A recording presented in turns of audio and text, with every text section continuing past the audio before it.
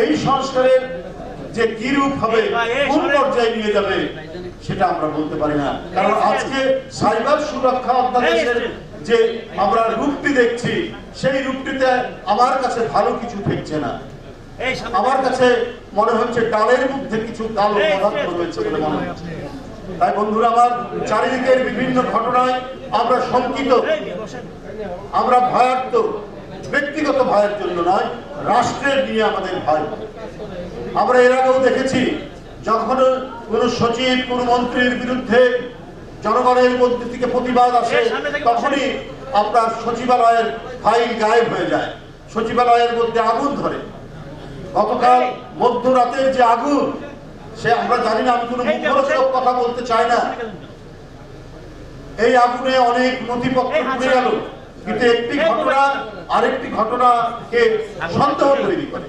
গতকালই আমরা সংবাদপত্রে দেখেছি যে একটি সরকার কয়েকটি গুরুত্বপূর্ণ নথি চেয়ে পাঠিয়েছেন সরকারের পক্ষ থেকে।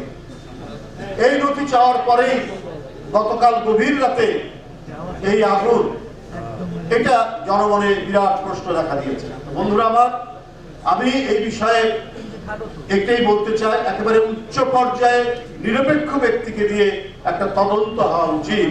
কারণ গতকাল শেখ হাসিনার এবং তার দোসরদের কিছু নথি চাওয়ার পর সচিবালয়ের অনেক নথি পড়ে যাওয়া এবং ভয়াবহ অগ্নিকাণ্ড, এটা মানুষকে ভাবিয়ে তুলেছে, মানুষের মনে প্রশ্ন জাগিয়েছে। যাই হোক, আমার বক্তব্য শেষ, অতিথিবৃন্দ বক্তব্য রাখবেন। আমি শুধু এইটুকুই আপনাদের সামনে বলতে চাই যে হয়তো সামনে আরো দুর্যোগ দুর্বিপাক জাতীয়তাবাদী শক্তিকে অতিক্রম করতে হবে, কিন্তু আমাদের সামনে যে প্রেরণা, আমরা কি, আমাদের অবদান তো কিছু নাই। এদেশের লক্ষ কোটি মানুষের যিনি আশা আকাঙ্ক্ষার প্রতীক, জনগণের গণতান্ত্রিক আকাঙ্ক্ষার যিনি প্রতীক, সেই দেশনেত্রী বেগম খালেদা জিয়া কদিন আগেই, তাকে কারাগারে নিয়ে যাওয়ার কদিন আগেই তার চোখ অপারেশন করা হয়েছিল। তাকে রাখা হয়েছে একটি ভাঙা ধ্বংসস্তূপের কারাগারের মধ্যে, চারিদিকে ধুলা উড়ে, যেখানে চোখের অপারেশন আছে। তার উপর যে নিপীড়ন নির্যাতন, তার উপর যে ভয়াবহ, তাকে বিনা চিকিৎসায় মৃত্যুর দিকে ঠেলে দেওয়ার যে প্রচেষ্টা নেওয়া হয়েছে, সেটা তো আমরা চোখে দেখেছি।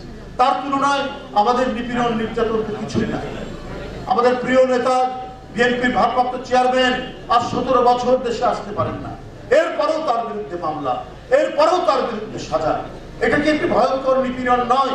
স্বয়ং দলের যারা প্রতীক, তারা যে নিপীড়ন সহ্য করেছেন, যে নির্যাতন সহ্য করেছেন, এটা গোটা দেশ, জনগণ এবং জাতীয়তাবাদী শক্তির কাছে আমাদেরকে এটি আরো শক্তিশালী, আমাদেরকে সংগ্রাম এবং যে কোনো প্রতিবাদে আমাদেরকে আরো বেশি বেগবান করে, আমাদেরকে আরো বেশি শক্তিশালী করে। যে আমাদের নেতৃত্ব যখন এত অত্যাচার সহ্য করেছেন, সুতরাং যতই বাধা আসুক, আমরা এই বাধাকে অতিক্রম করতে পারবো। আজকে যারা এই অনুষ্ঠানটি করেছেন, তাদেরকে আমি আন্তরিক ধন্যবাদ জানাই, প্রীতি জানাই। প্রতি বছরই তারা করেন, তারা সেই 22শে ডিসেম্বরের ঘটনাটিকে তারা মনে রেখেছেন।